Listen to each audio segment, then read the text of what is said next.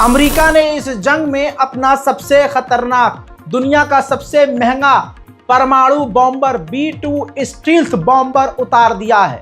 और आपको पता है किसके खिलाफ? मुट्ठी भर हूथीस के खिलाफ। मेरे दोस्तों, आपकी स्क्रीन पर यह है दुनिया का सबसे महंगा B-2 बॉम्बर, जो कि दुनिया में सबसे खतरनाक बमबारी करने वाला बॉम्बर है। इसकी रेंज 9600 किलोमीटर है, 50,000 फीट तक उड़ान भर सकता है। स्पीड, इसकी टॉप स्पीड 1010 किलोमीटर प्रति घंटा है। दुनिया का अब तक का सबसे महंगा 17.6 हजार करोड़ रुपए का ये बॉम्बर है जो आप उड़ता हुआ देख रहे हैं।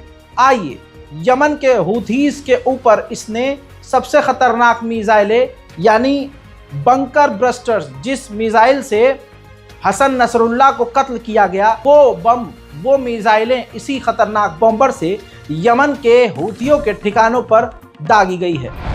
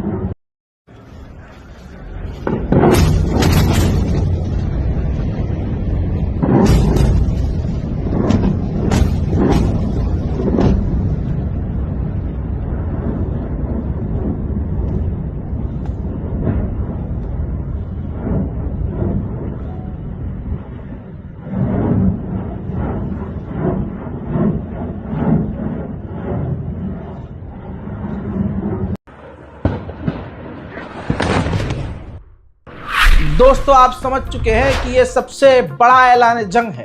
अमेरिका धीरे धीरे इस जंग में खुद उतर आया है, इसमें कोई नई बात और अब कोई शक की बात नहीं है।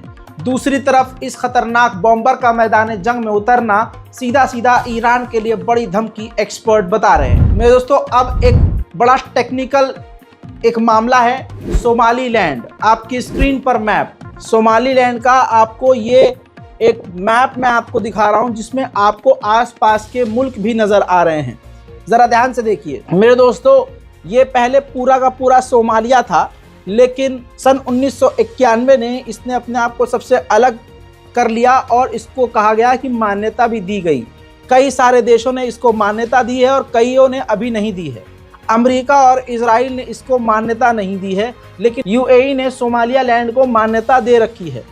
अब ये ऊपर आप देख रहे हैं सोमालीलैंड के बेहद करीब यमन का इलाका आपको नजर आ रहा है, पूरा का पूरा यमन आपको नजर आ रहा है।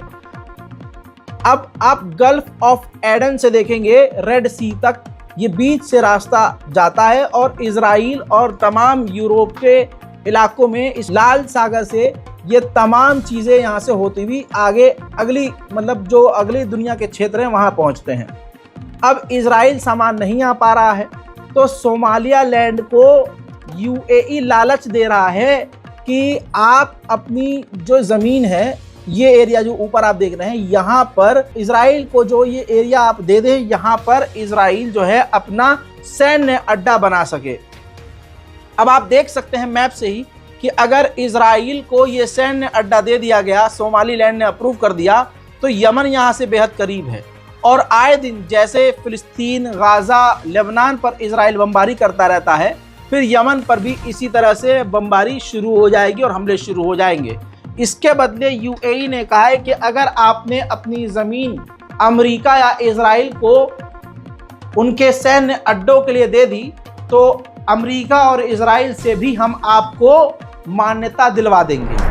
यानी ये खेल कितना बड़ा है आप समझ सकते हैं। लेकिन दूसरे पॉइंट पर आपने ध्यान नहीं दिया कि UAE अमेरिका और इजराइल का दल्ला बनकर लगातार कई देशों से बात कर रहा है और अमेरिका इजराइल का साथ दे रहा है। वहीं आपको ये भी बताना चाहूँगा कि इस परमाणु बॉम्बर का इस्तेमाल करने के बाद अमेरिका और बरतानिया ने फिर से फाइटर जेट से यमन के कई इलाकों पर फिर से बमबारी की थी। हजरात मोहतरम, उधर जब हमने अपडेट दिया था कल रात को 11:30 बजे हमने कंफर्म कर दिया था कि यहिया सिनवार को इजराइल ने कत्ल कर दिया है। तो कई सारे लोगों ने कमेंट किया कि भाई अभी अप्रूव नहीं हुआ है, अभी क्लियर नहीं हुआ है। ऐसी ही चीज़ें तब सामने आई थी जब जनाब हसन नसरुल्लाह को कत्ल किया गया, लेकिन हमारे सोर्स बड़े क्लियर कट क्रिस्टल क्लियर होते हैं भाई। अब देखिए तस्वीर भी आ गई है, हमास के लीडर यहिया अंसनवार को इजराइल ने कैसे मारा है वो मैं आपको बताने वाला हूं, तो थोड़ा ध्यान से सुन लीजिए। और मैं तस्वीर भी दिखाऊंगा यहिया अंसनवार की आखिरी पल जब वो जिंदा थे और कुछ सेकंड के बाद उनको कत्ल किया गया। दोस्तों हुआ ये कि पूरा गाजा बर्बाद है, इजराइल हर जगह पर बमबारी कर रहा है। बड़ी बात यह है कि यहिया अंसनवार टनल में नहीं थे, न वो छुप रहे थे, बल्कि वो बिल्डिंगों में रह रहे थे, मोहम्मद दाइफ की तरह जगह बदल रहे थे अपने लोगों के साथ, कभी इस बिल्डिंग में कभी उस इलाके में, ऐसे वो मूव कर रहे थे। इजराइल रेगुलर बमबारी की तरह रेगुलर ही बमबारी कई इलाकों में कर रहा था। उसने 3 लोगों को देखा कि हमास के 3 लड़ाके हैं, हथियारबंद हैं, उन्होंने उसको निशाना बनाया, जिनमें 2 यहिया अंसनवार के साथी मारे गए। और यहिया अंसनवार के ऊपर भी ये सोचते हुए कि ये कोई लड़ाकू है, आतंकी है, हमला किया, तो उनके हाथ वाथ में और कई जगह चोट आ गई। लेकिन उसके बावजूद यहिया अंसनवार छुपने के बजाय बिल्डिंग के दूसरे हिस्से में चले गए, 2nd फ्लोर पर चले गए।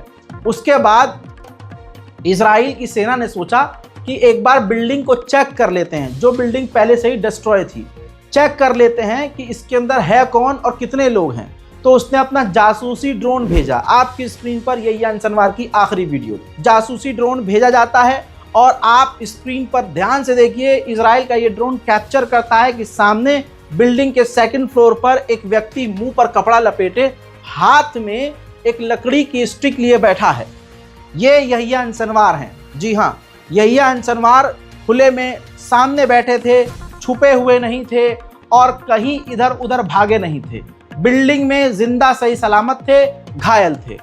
ड्रोन को डंडे से मारकर गिराने की कोशिश की और इसके बाद क्लियर हो गया कि हमास का कोई लीडर है।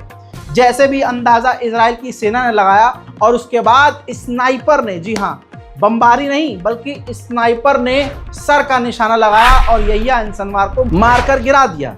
लेकिन इससे पहले यहिया अंसनवार ने ग्रेनेड भी इजराइल की सेना के ऊपर फेंका था, जिससे इजराइल का एक सैनिक बुरी तरह से घायल हुआ।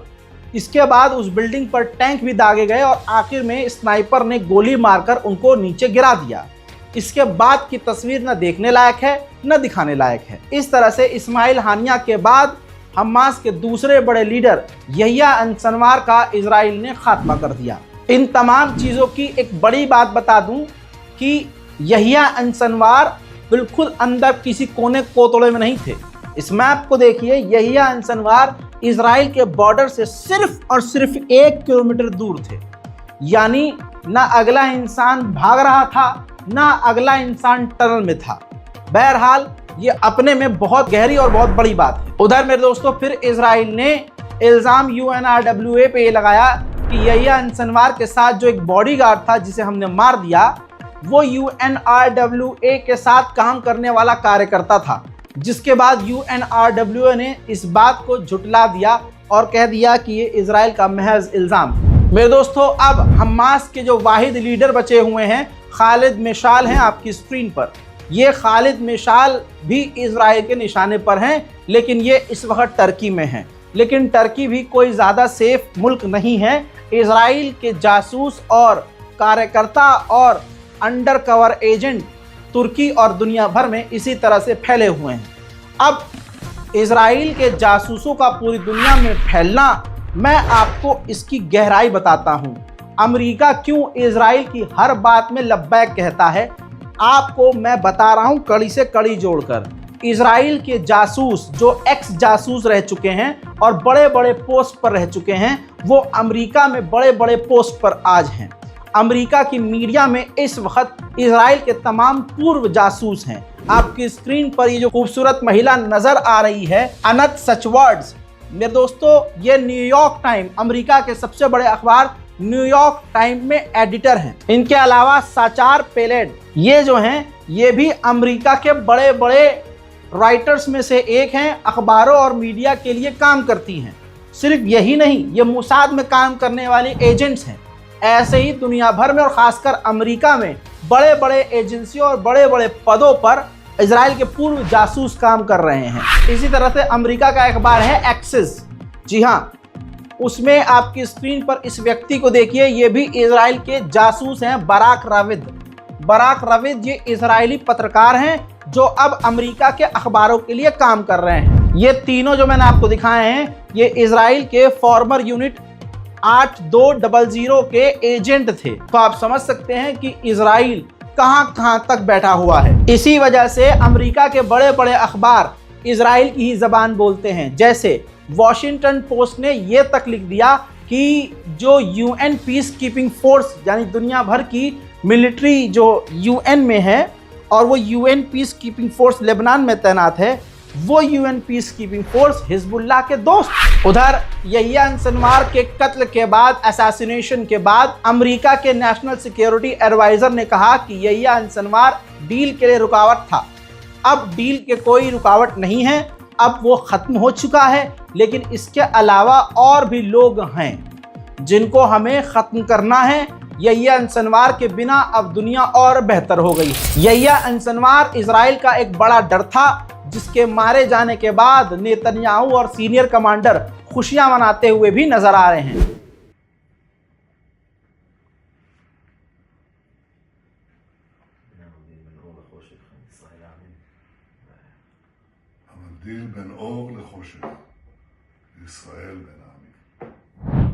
इसके अलावा इजराइल की सड़कों पर यहूदियों को यहिया सिनवार के कत्ल के बाद खुशियां मनाते हुए देखा गया है।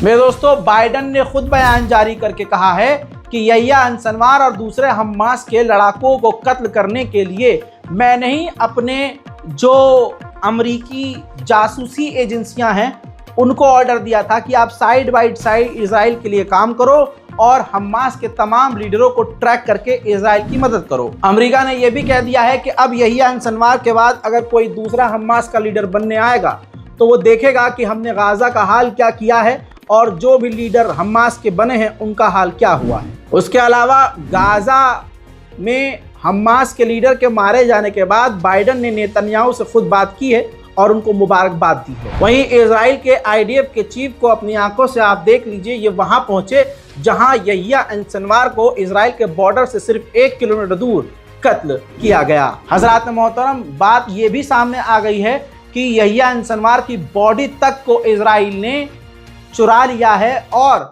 तेल अवीव इस वक्त ले जाकर रख लिया गया है इजराइल की सेना के द्वारा यहिया सिनवार की बॉडी को। आईडीएफ के स्पोक पर्सन ने यह भी कहा कि यहिया सिनवार के भाई और हमास के दूसरे लीडरों की अभी भी हमें तलाश जारी है। उधर अमेरिका के विदेश मंत्री एंटोनी ब्लिंकन ने इजराइल के राष्ट्रपति से बात की है और उनको यहिया सिनवार के मारे जाने की मुबारकबाद दी है। कहा जा रहा है कि एंटोनी ब्लिंकन एक बार फिर से बहुत जल्द इजराइल पहुंच सकते हैं। मेरे दोस्तों, फिलहाल की इस बड़ी खबर में मिडिल ईस्ट से इतना ही। इस रिपोर्ट को शेयर कीजिए, दुआओं में याद रखिए, चैनल को सब्सक्राइब कीजिए। मैं हूं रजा और आप देख रहे थे रजा ग्राफी अनस्क्रिप्टेड। जय हिंद।